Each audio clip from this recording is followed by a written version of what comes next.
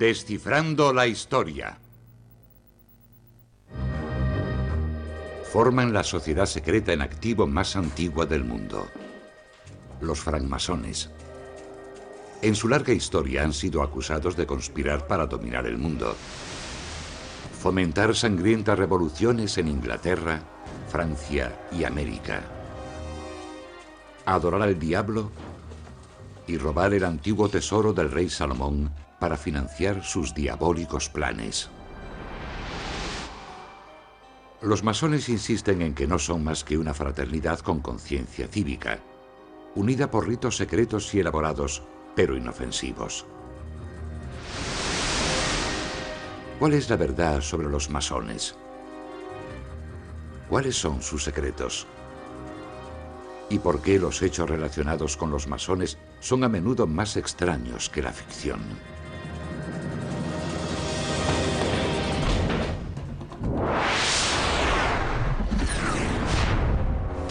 Los comienzos de los francmasones. Tras cada puerta cerrada se esconde un misterio.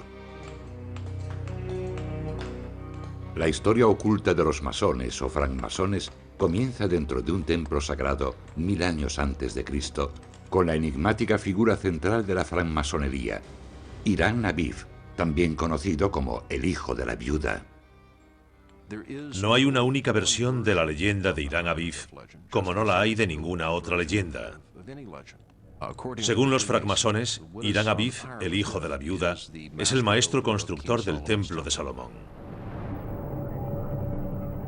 El templo albergaría las tablas de piedra que contenían los 10 mandamientos y la sagrada presencia del mismísimo Dios. Según la leyenda masona, Salomón, el rey de Israel, ha recibido los planos directamente de Dios. Irán también conoce los secretos del plan divino. Según la leyenda, Irán Aviv es acosado por 3 subalternos que están celosos por no compartir todos los secretos de su profesión e intentan sacárselos por la fuerza a Irán Aviv. Los trabajadores creen que un solo código secreto les dará el conocimiento que posee Irán del plan divino de Dios, y con él poderes mágicos. Cada uno de los 3 agresores de Irán le pregunta constantemente cuál es la palabra secreta. E Irán siempre les dice: esto es muy extraño, ¿por qué me preguntáis eso? Cada mediodía, Irán sale al exterior para rezar, y cada uno de los 3 subalternos lo espera en una de las 3 puertas del templo. Cuando Irán se acerca a la puerta este, el primero lo detiene y le exige que revele el secreto. Irán le contesta que cuando el templo esté terminado, se le dirá la palabra secreta. La palabra se otorga como reconocimiento a un logro. Cuando un masón ha superado las etapas de aprendiz y compañero, se le reconoce nombrándole maestro masón. Al ser rechazado, el hombre hace a Irán un corte en el cuello con una piedra afilada. Irán escapa, pero en la puerta sur, el segundo hombre le pide que desvele el secreto. Irán, herido, se niega de nuevo y es golpeado con una escuadra de albañil. Irán consigue llegar a la puerta oeste. De nuevo la pregunta, de nuevo la negación, y recibe el golpe mortal. Moribundo pide ayuda. ¿Quién ayudará al hijo de la viuda? Los francmasones utilizarán esta frase en todo el mundo para pedir ayuda a sus hermanos masones. La negativa de Irán Aviv a desvelar su conocimiento secreto a los que no se lo merecían lo convierte en el gran héroe de los masones. Irán Aviv representa al masón libre o francmasón, al constructor con una mente libre. Y eso significa libertad de religión, libertad de expresión, libertad de movimiento, todas las libertades que hoy valoramos. Somos constructores libres, siempre atacados por 3 grandes enemigos: la ignorancia, el fanatismo y la tiranía.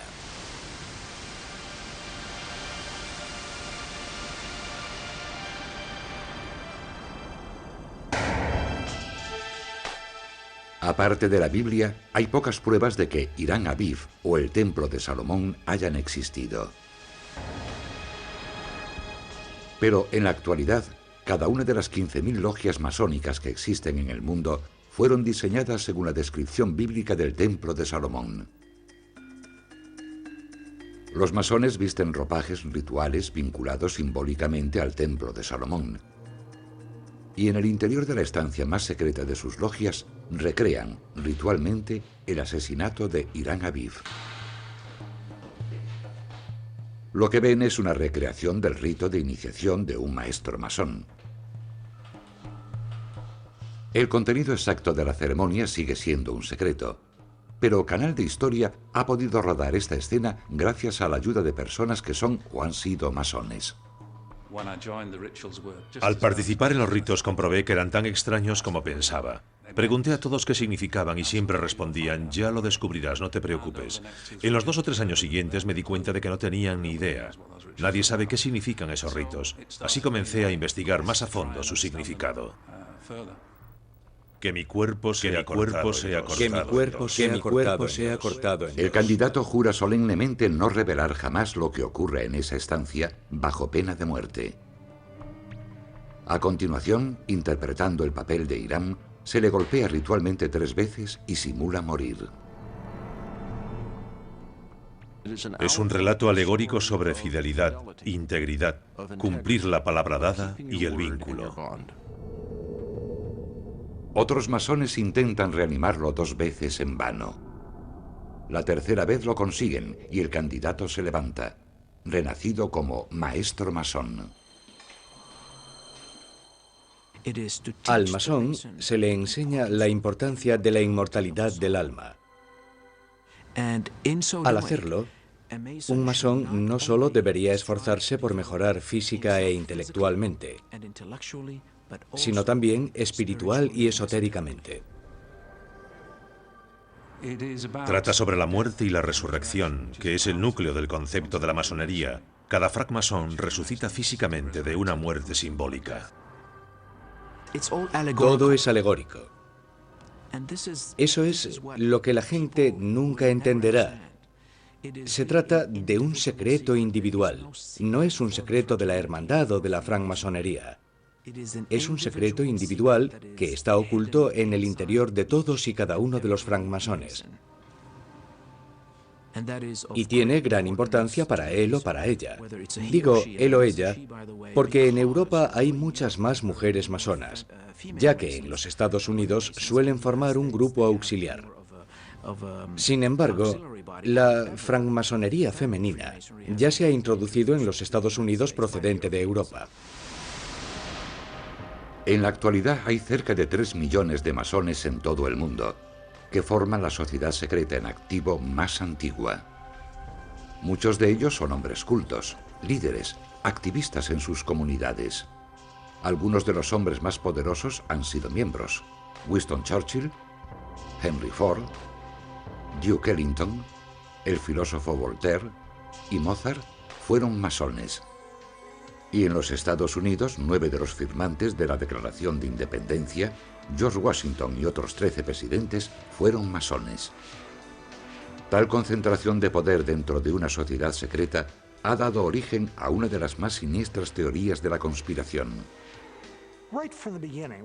Desde sus inicios, desde la época en que la masonería se convirtió en una hermandad, causó inquietud el hecho de ser una orden no solo secreta, sino que hablaba de su secretismo. ¿Van a hacerse con el poder del país? ¿Tienen su propio plan secreto o algo así? Hay muchas teorías conspirativas antimasónicas, que somos los que controlan en secreto el gobierno y la industria en todo el mundo. También hay una teoría que afirma que el círculo más secreto de la masonería adora a Satán. ¿No sabían que una conspiración judeo-masónica imperialista asesinó a Lady Di? Pueden encontrarlo en Internet. Cuando les dices que no es así, replican: no lo sabes porque no has ascendido lo suficiente. Supongo que el mejor argumento para afirmar que los masones son peligrosos y siniestros es que existimos desde hace siglos, que estamos en todas partes, que hombres poderosos e influyentes han sido masones y que nos reunimos en privado. Sin embargo, si no podemos ponernos de acuerdo sobre si los bocadillos que servimos tras la reunión deben ser de jamón o atún, ¿cómo nos vamos a poner de acuerdo para dominar el mundo?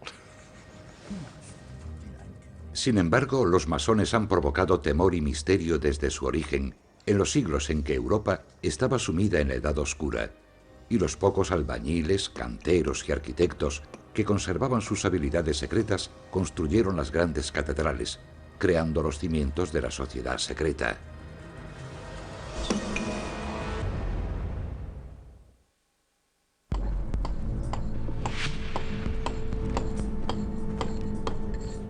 Una de las claves de la sociedad secreta de los masones yace sepultada en la saga de los primeros constructores libres. Los trabajadores del norte de Europa que levantaron las catedrales. En la Edad Media, estos trabajadores analfabetos poseían la asombrosa capacidad de transformar la vasta piedra en resplandecientes palacios dorados. Creo que construir en piedra siempre se ha relacionado con la idea de Dios. Los edificios más importantes solían ser templos y catedrales, y la habilidad y el conocimiento para construirlos proceden de la geometría, que a su vez procede de la astronomía, y la astronomía se relacionaba con los cielos donde están las estrellas, donde están los dioses, o Dios, por lo que existía un hilo conductor con la divinidad.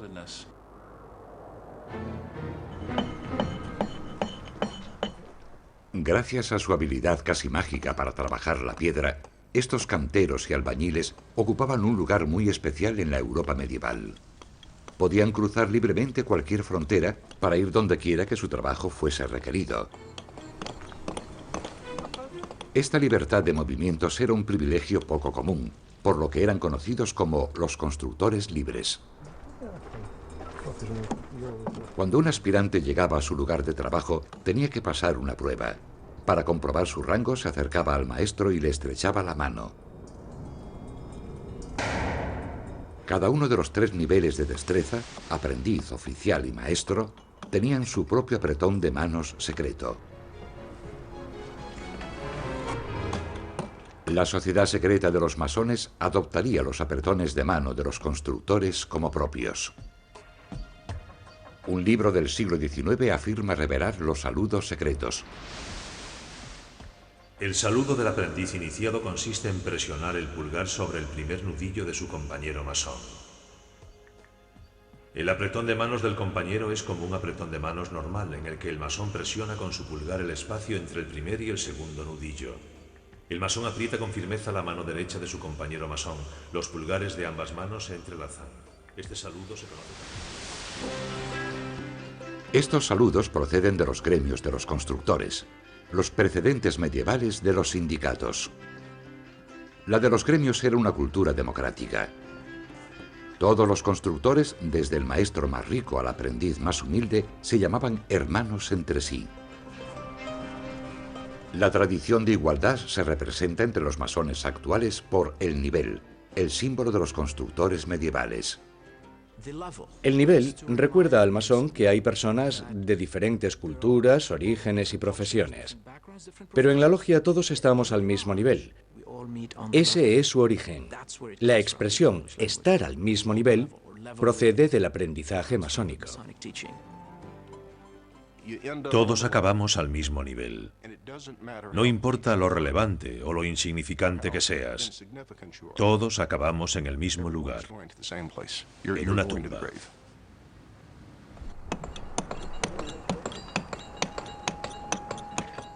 Las sencillas herramientas de los constructores medievales les conferían un poder que excedía incluso su propia comprensión. La estructura de piedra de esta ventana de la abadía de Jedburgh, en Escocia, se construyó sin fórmulas ni ecuaciones.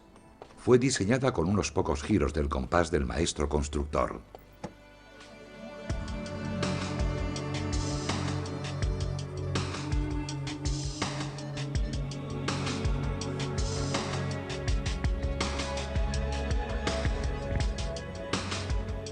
Aquellos constructores preferían determinadas proporciones, como la que hoy conocemos como de 1,414 a 1. Esa es la proporción de la longitud de la abadía con respecto a su nave. Esta proporción no solo se consideraba agradable a la vista, sino también sagrada, como una conexión mística con el poder de Dios. La geometría a menudo se consideraba algo más que una rama de las matemáticas. Era el omnipotente camino hacia la divinidad. Hoy, la combinación entre matemática y misticismo de aquellos constructores pervive en la sociedad secreta de los masones. En mi opinión, el núcleo de la masonería es esta combinación inestable de dos visiones diferentes del mundo. Por un lado, la visión de que el mundo es complejo, misterioso, que la gente del pasado sabía cosas que hoy no sabemos. Según la otra visión, el mundo es simple, está basado en reglas y es esencialmente matemático. Lo que hace la masonería es tomar estas dos visiones que en nuestra cultura se encuentran separadas y mantenerlas unidas. La combinación entre los constructores medievales de habilidad científica, pensamiento místico y libertades democráticas resultaría irresistible para ciertos pensadores europeos, los científicos y filósofos de la Ilustración. En el siglo XVIII, estos caballeros aristócratas se harían cargo del gremio de los constructores libres, y desde él crearían una corriente que cambiaría el mundo.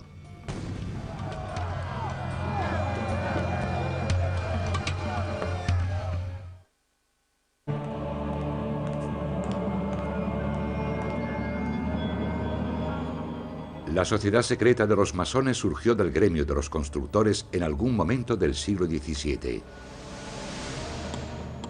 Los pormenores de esta curiosa transformación siguen siendo un misterio. Sabemos por las actas más antiguas de una logia escocesa que en 1599 se reunieron casi con toda seguridad como un sindicato. Y sabemos que en 1717, cuando las 4 logias antiguas se reunieron en Londres, ya eran clubes de caballeros. Así que algo tuvo que suceder durante el siglo XVII. Lo que sucedió fue la gran convulsión en la vida política e intelectual que conocemos como Ilustración. En Gran Bretaña, hombres como Isaac Newton se alejaron del dogma de la Iglesia, acercándose a la ciencia y la razón como modos de comprender el mundo. La masonería tiene su origen en el período en que la ciencia se convirtió en el centro de la erudición. El centro del mundo científico de esa época era la Royal Society, y a principios del siglo XVIII su director era Sir Isaac Newton. Pretendían establecer un nuevo sistema de creencias, una nueva cosmología, una nueva forma de ver el mundo más acorde con su propia experiencia. Utilizando solo las matemáticas y la observación, Newton construyó un sistema de leyes racionales que explicaban el funcionamiento del mundo natural sin necesidad de la intervención directa de Dios. Pero para Newton las leyes de la gravedad y el movimiento no lo explicaban todo. Newton y la francmasonería comparten cosas. No solo una visión del mundo matemática y científica, sino también un interés por el mundo antiguo y los orígenes místicos de la humanidad. Newton era científico, pero también un devoto de la alquimia que buscó el proceso químico para crear la piedra filosofal, una sustancia mágica que curaría la enfermedad y el alma, alargaría la vida y convertiría metales comunes en oro.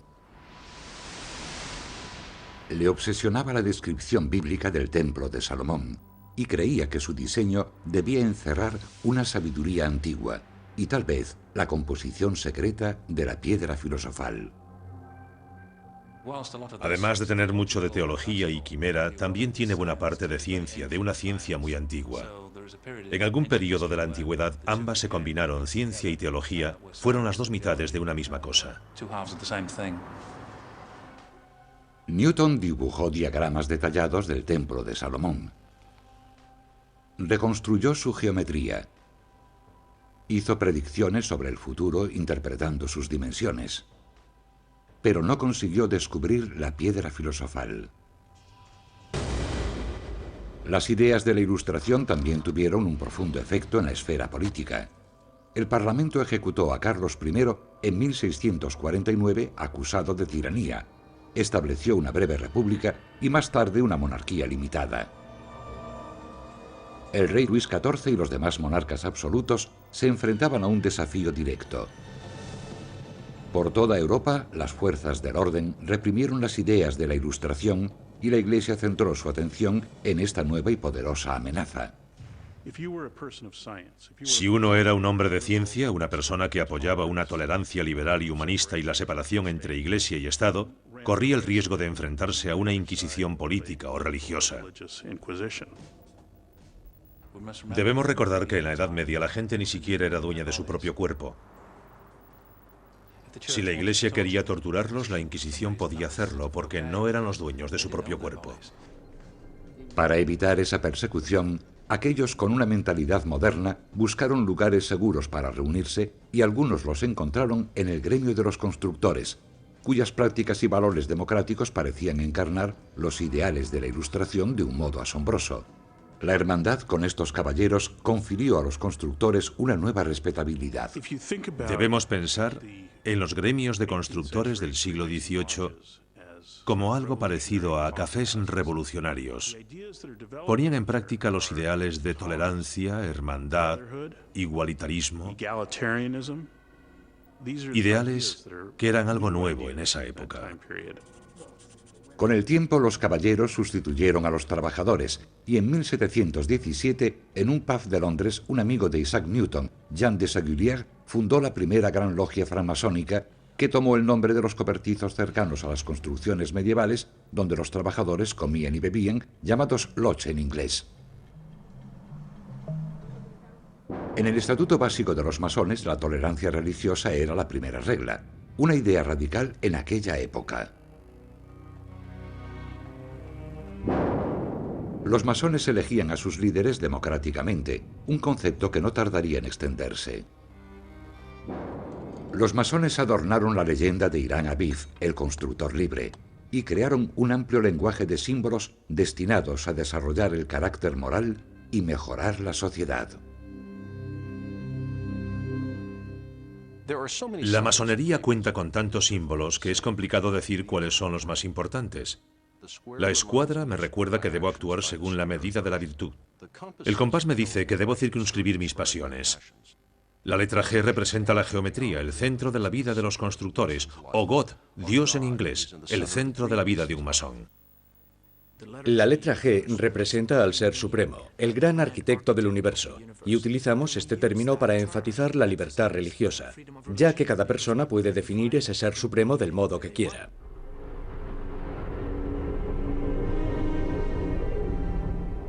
La Iglesia Católica condenó la masonería casi desde su origen.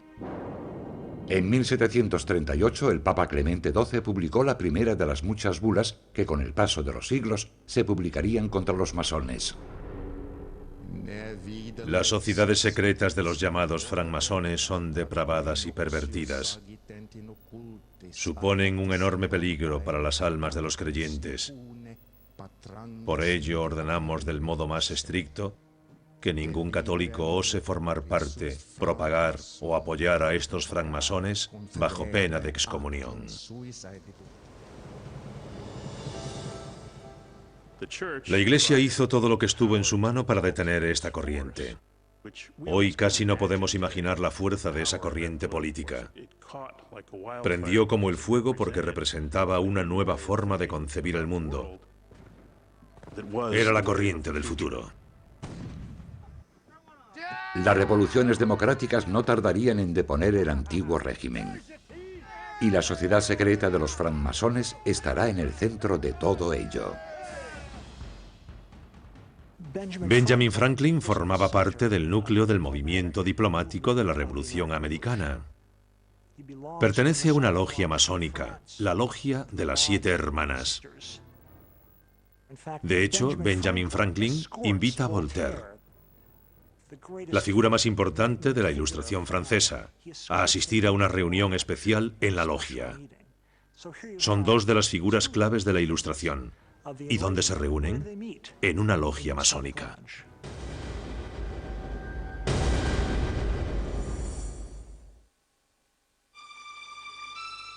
La historia oficial de los masones vincula la sociedad secreta con los constructores medievales.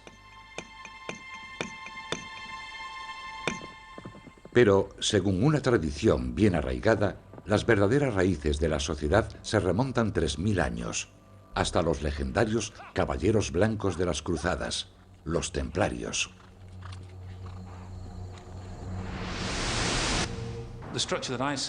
En mi opinión, los ritos que los masones realizan en la actualidad tienen su origen en los Caballeros del Temple, que a su vez proceden de los sacerdotes de Jerusalén de la época de Cristo.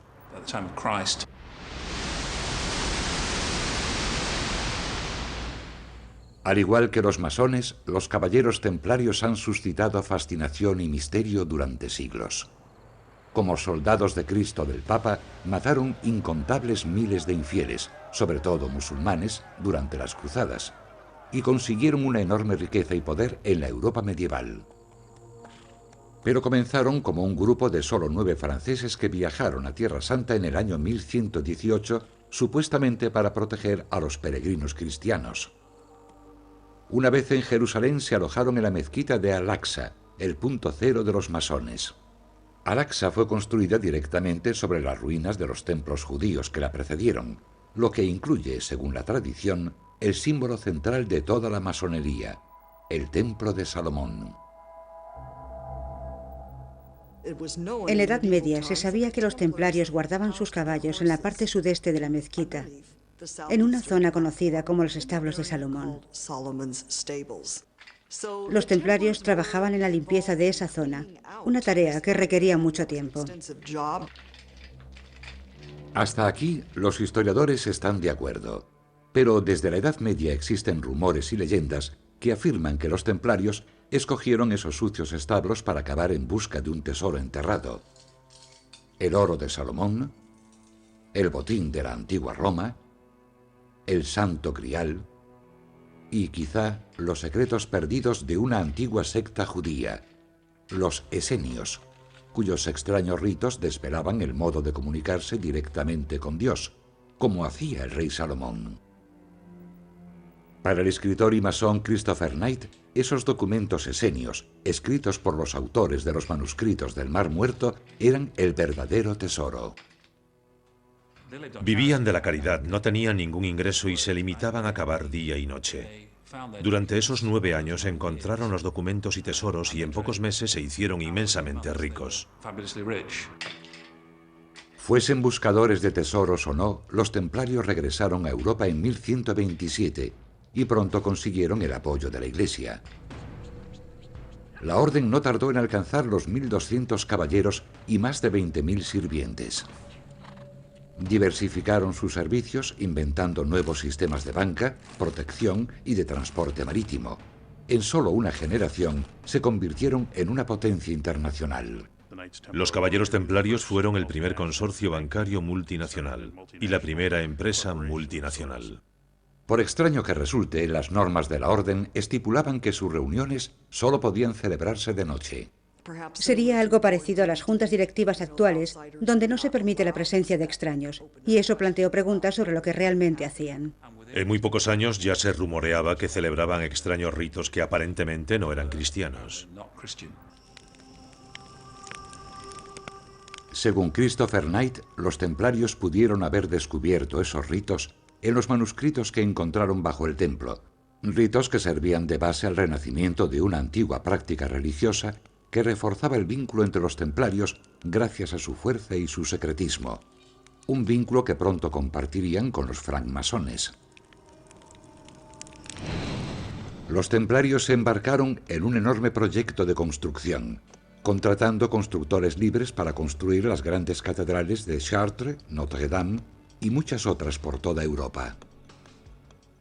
Los templarios tuvieron que aceptar a los constructores y convertirlos en algo así como templarios de rango bajo. Tenían que ofrecerles un rito para que también ellos compartiesen su secretismo. Christopher Knight cree que los intensos ritos de los templarios llegaron hasta hoy como ritos de los masones, pero que su significado se ha perdido.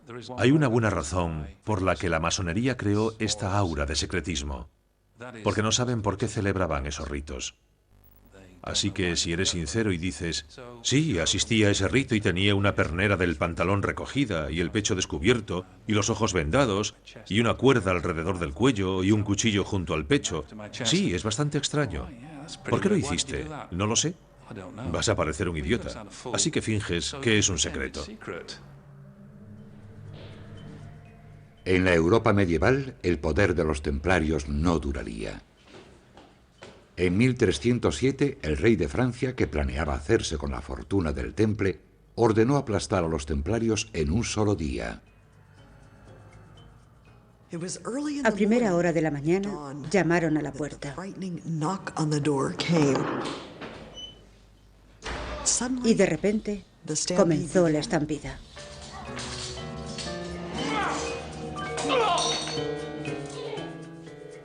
El golpe inicial se extendió como una onda de choque por toda Europa. Es como si todos y cada uno de los puestos de mando de una empresa o gobierno hubiesen sido arrestados al mismo tiempo. Sucedió un viernes 13 de 1307.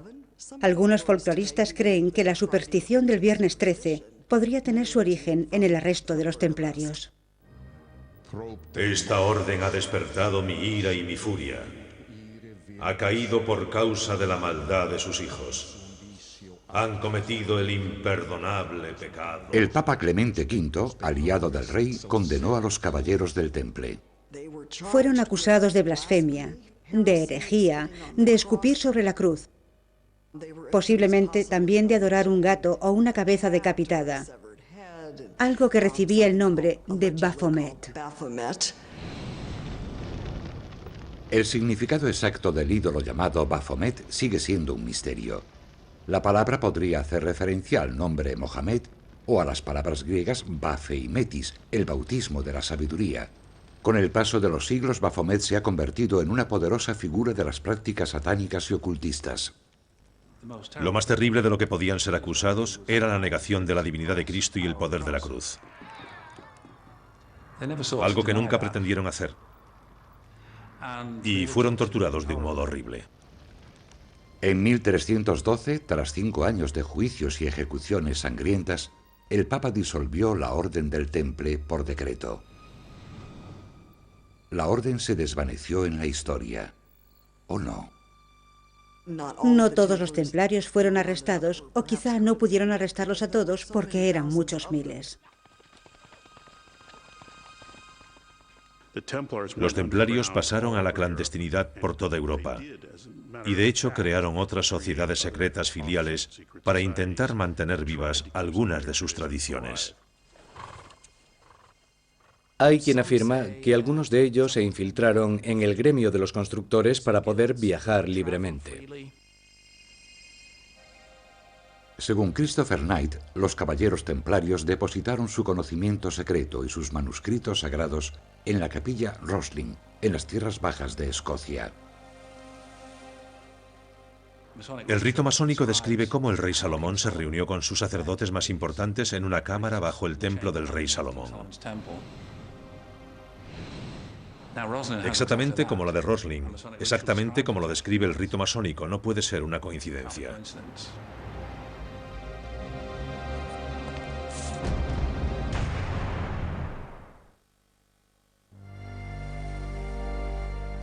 La misteriosa capilla Rosling, en las afueras de Edimburgo, es la pieza central de una polémica teoría que afirma que los masones son los descendientes actuales de los caballeros templarios medievales y de una antigua secta religiosa. Rosling es muy importante. Es la clave para comprender el rito masónico. Los ritos masónicos más importantes que hoy se celebran y la capilla Rosling son las dos mitades de una misma cosa. Una sirve para descifrar la otra. Rosling está cubierta de intrincadas tallas y esculturas. Una imaginería tan abundante y a menudo tan enigmática que el propósito exacto de la capilla es desde hace mucho tiempo motivo de especulación. Rosling fue el proyecto personal de William Sinclair, un noble del siglo XV, protector oficial del gremio de constructores de la localidad, y según la inscripción añadida a su tumba, mucho después de su muerte, caballero templario, una afirmación muy discutida. No existe ninguna prueba documental de que William Sinclair fuese un caballero templario. La Orden del Temple fue disuelta en 1312, pero Rosslyn no se comenzó a construir hasta 1446, mucho después de esa época. ¿Construyeron los templarios la capilla Rosslyn? Definitivamente, la respuesta es no. Pero los templarios sí tenían una fortaleza cerca de Rosslyn e intentaron sobrevivir como sociedad secreta. Miles de personas viajan cada año a Rosslyn en busca de alguna conexión con los templarios gracias a la aparición de la capilla en la novela de gran éxito El Código da Vinci. El personal parece muy dispuesto a señalar cualquier posible conexión con los templarios.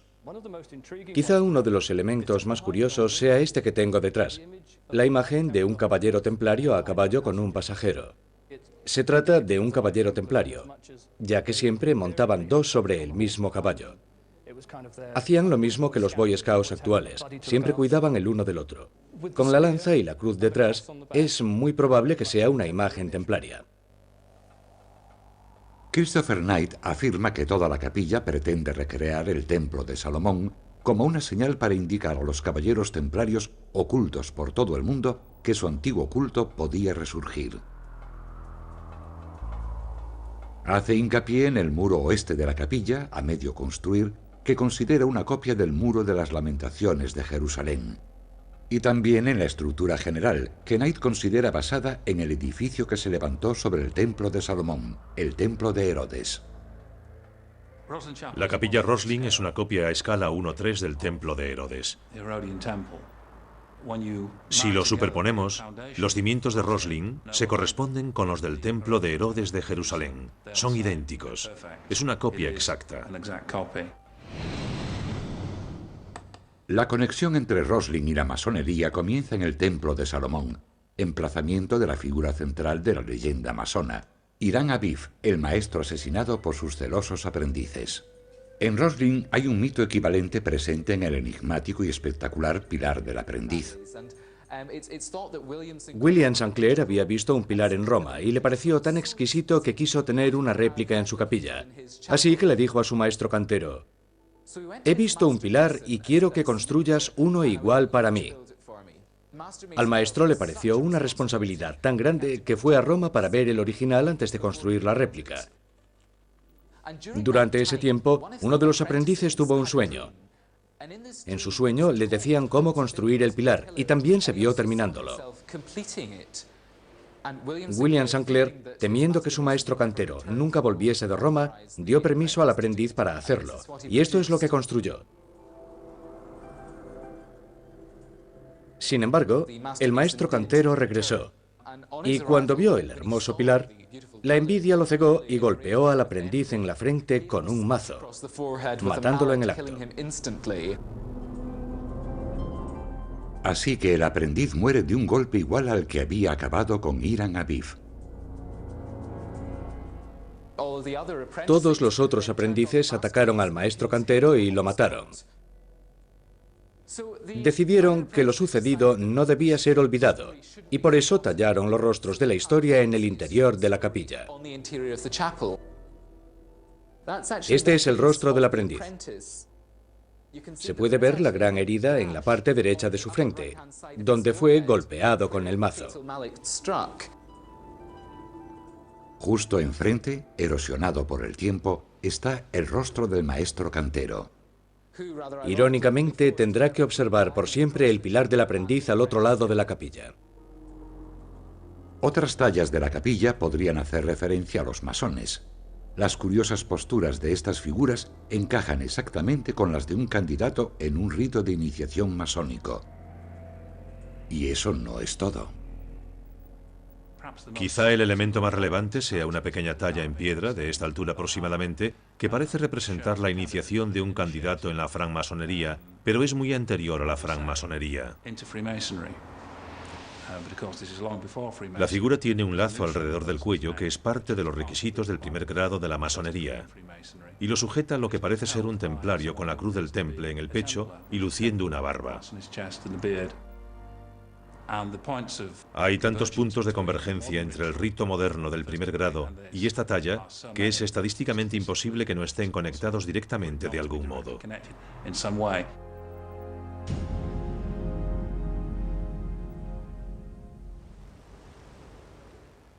La mayoría de los expertos rechazan la teoría de Knight.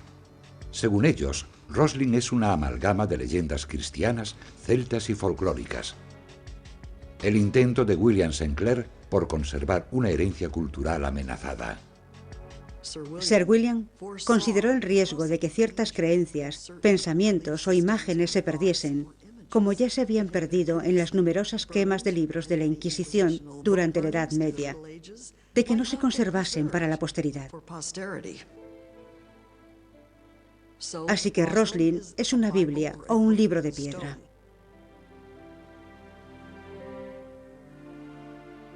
Estas tallas podrían representar el mayor misterio de Roslin. Se cree que representan maíz, aunque solo existía en el Nuevo Mundo, y fue tallado 50 años antes de la partida de Colón. Según una leyenda de 500 años de antigüedad, el abuelo de William St. Clair, Sir Henry, era un caballero templario que lideró una expedición al Nuevo Mundo y regresó con maíz, algo que su nieto rememoró en estas tallas. Le pedimos su opinión a un botánico de la universidad, y cuando lo vio, no quedó convencido hasta que encontró otra planta en la capilla de Roslin, una pequeña planta, y nos dijo, viendo esta, puedo creer que las otras también sean lo que dicen, ya que esta planta solo pudo ser encontrada en el Nuevo Mundo. El nombre de esta planta es Silphium lacinatum. Las pruebas de la presencia de los templarios en América son circunstanciales en el mejor de los casos, y hoy la mayoría de los expertos la rechazan. En mi opinión, aunque las pruebas son muy románticas y forman una gran historia, no hay ningún hecho que la apoye. Una leyenda y un mito maravillosos. En mi opinión, a la altura de los mitos griegos. Una gran historia muy bien contada y muy poco probable. Pero la imagen de los caballeros templarios en América, convertidos en masones en América, persiste.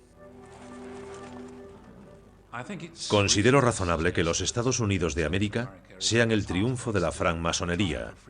Los ideales de igualdad y libertad de pensamiento que albergaba aquel antiguo culto judío. Aplicaron sus ideales masónicos para crear esta nueva utopía en la que todos serían libres, la tierra de los hombres libres. Benjamin Franklin, George Washington, Paul Revere y otros masones tendrían un papel crucial en la Revolución Americana. 4 de julio de 1776. Declaración unánime de los 13 Tan Estados crucial que daría Unidos de pie a la sospecha de que los Estados Unidos eran un proyecto masónico secreto.